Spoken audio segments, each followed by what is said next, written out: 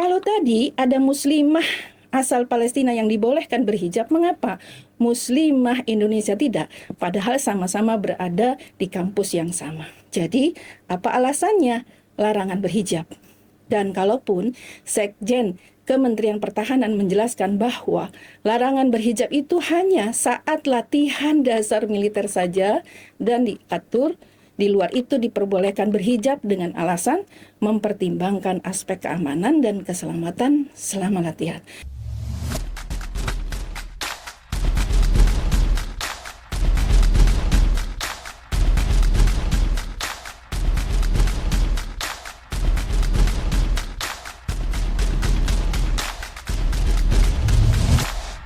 Bismillahirrahmanirrahim.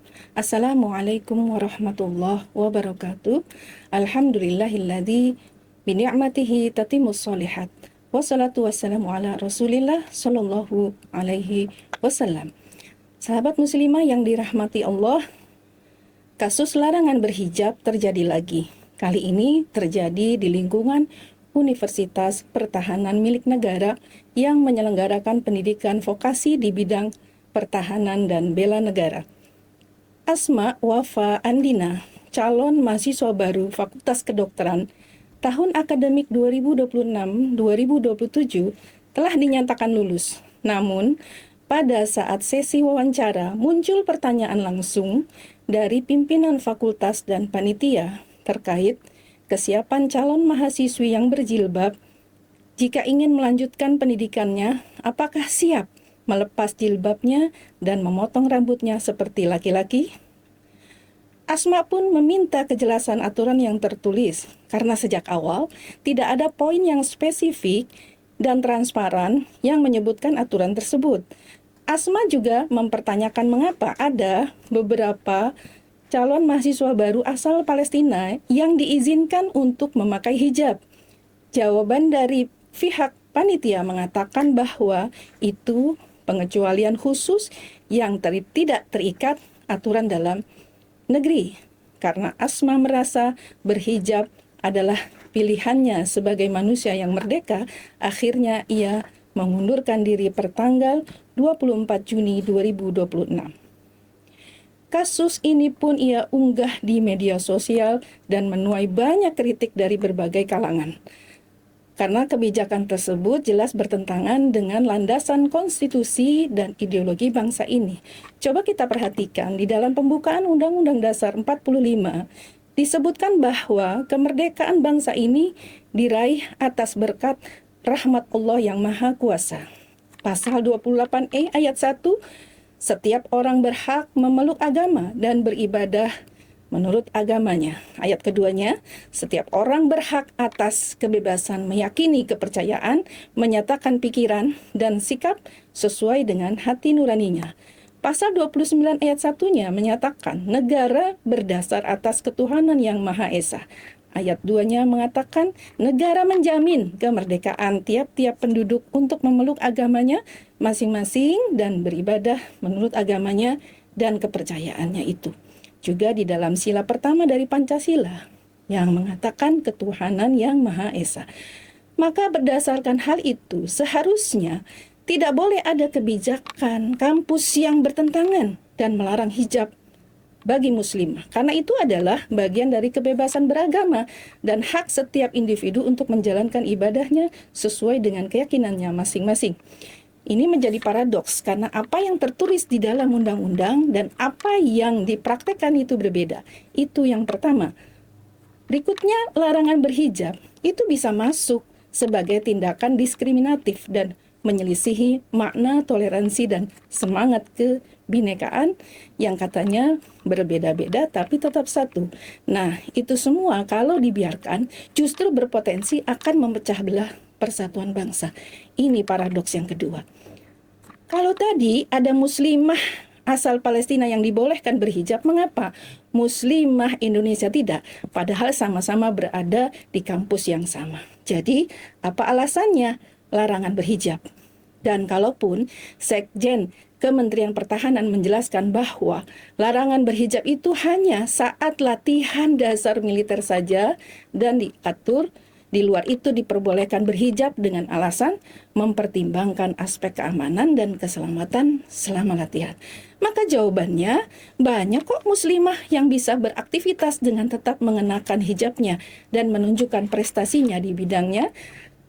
Ada yang menjadi atlet misalnya, pebisnis, bahkan menjadi polisi atau tentara. Dan jangan lupa bahwa kita punya pahlawan muslimah seperti Cut Nyadin, Cut Mutia, yang mereka berjuang membela negara dan tetap mengenakan kerudungnya. Dan sebenarnya aturan penggunaan jilbab itu sendiri bagi prajurit wanita TNI sudah ada dan sudah diakomodasi secara resmi melalui Peraturan Panglima TNI Nomor 11 2019. Sahabat muslimah yang dirahmati Allah, mengapa fenomena larangan berhijab terus berulang terjadi dan mengapa selalu ada diskriminasi berbasis agama khususnya menyasar ajaran Islam? Padahal dengan jilbab sama sekali tidak akan mengganggu keseragaman, bahkan tampak lebih rapi, lebih sopan, dan lebih bisa menjaga dirinya dari penyimpangan perilaku. Sementara itu, mengapa pakaian minim dan ketat tidak pernah dipersoalkan? Padahal tidak sedikit juga pakaian minim dan ketat bisa mengundang kemaksiatan dan pelecehan.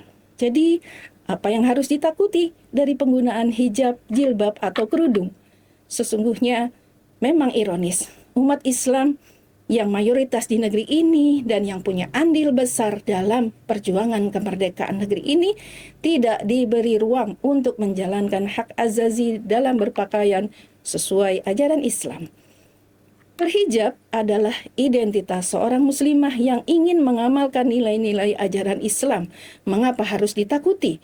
Jika demikian, maka ini semakin menunjukkan bahwa negeri ini benar-benar mengadopsi nilai-nilai sekularisme. Pemahaman yang memisahkan urusan agama dari kehidupan. Agama tidak boleh menjadi pedoman, tidak boleh menjadi tolak ukur dalam mengatur kehidupan bermasyarakat dan bernegara. Agama hanya ada pada ruang ibadah ritual saja. Saat ke masjid, saat sholat itu bebas berkerudung dan bebas bicara agama. Tapi saat berpendidikan, saat berpolitik, bermasyarakat, dan bernegara, nilai-nilai agama harus tunduk dan bertoleran pada aturan yang dibuat manusia. Akhirnya, manusia bebas atau liberal dalam membuat kebijakan meski bertentangan dengan nilai-nilai agama. Ini paradoks yang ketiga, Indonesia yang berketuhanan yang Maha Esa tapi sekuler dan liberal. Mengusung kebebasan tapi tidak ada kebebasan bagi muslimah untuk berhijab. Oleh karena itu, selama azas negeri ini masih mengadopsi faham sekularis, liberalis, maka selama itu pula aturan yang dibuat tidak akan memberi ruang kebebasan bagi agama Islam untuk menjalankan syariat Islam secara menyeluruh. Sekularisme dalam sejarah penjajahan Barat yang digunakan sebagai senjata untuk melemahkan peran agama dalam mengatur kehidupan bermasyarakat dan bernegara, khususnya Islam, yang menjadi ancaman besar bagi Barat yang saat ini menjadi adidaya. Allah Subhanahu wa Ta'ala pun menegaskan di dalam Al-Quran surat Al-Baqarah ayat 120, A'udzu billahi minasyaitonir rajim. Walan tarda 'ankal yahudu walan nasara hatta tattabi'a millatahum. Orang-orang Yahudi dan Nasrani tidak akan pernah rela kepadamu sampai kamu mengikuti agama mereka. Terkait perkara hijab, bagi kita sebagai muslimah, hijab bukan hanya berfungsi sekadar untuk menutupi tubuh, tapi ini adalah bentuk kecintaan kita kepada Allah, ketaatan kita kepada Allah, zat yang telah menciptakan manusia, seluruh alam, dan kehidupan serta kematian. Zat yang layak menurunkan aturan untuk menjadi tolak ukur dan pedoman bagi kita dalam urusan individu, masyarakat, dan bernegara. Mengenakan jilbab merupakan perintah Allah, dan itu tercantum di dalam Al-Quran dan hadis Rasulullah Shallallahu Alaihi Wasallam. Di dalam Al-Quran surat Al-Ahzab ayat 59, Allah Subhanahu Wa Taala memerintahkan untuk memakai jilbab. A'udzu billahi minasyaitonir rajim. Ya ayyuhan nabi, qul li azwajika wa banatika wa nisa'il mu'minina yudnina 'alaihinna min jalabibihinna dzalika adna ay yu'rafna fala yu'dzain wa kana Allahu ghafurur rahima. Wahai Nabi, katakanlah kepada istri-istrimu, anak-anak perempuanmu, dan istri-istri orang mukmin, hendaklah mereka menutupkan ke seluruh tubuh mereka, yaitu jilbab-jilbab mereka. Yang demikian itu agar mereka lebih mudah untuk dikenali, sehingga mereka tidak diganggu, dan Allah Maha Pengampun lagi Maha Penyayang. Allah Subhanahu wa Ta'ala juga memerintahkan untuk menjaga batasan aurat dan menutup kepalanya dengan khimar atau kerudung. A'udzu billahi minasyaitonir rajim. Wa kullil mu'minati yaghdudna min absarihinna wa yahfazna furujahunna wa la yubdina zinatahunna illa ma zahara minha wal yadribna bi khumurihinna ala juyubihinna. Katakanlah kepada wanita mukminat, hendaklah mereka menundukkan pandangan mereka dan janganlah menampakkan perhiasan mereka kecuali yang biasa nampak, dan hendaklah mereka menutupkan kain kerudung ke dada mereka. Quran Surat An-Nur ayat 31.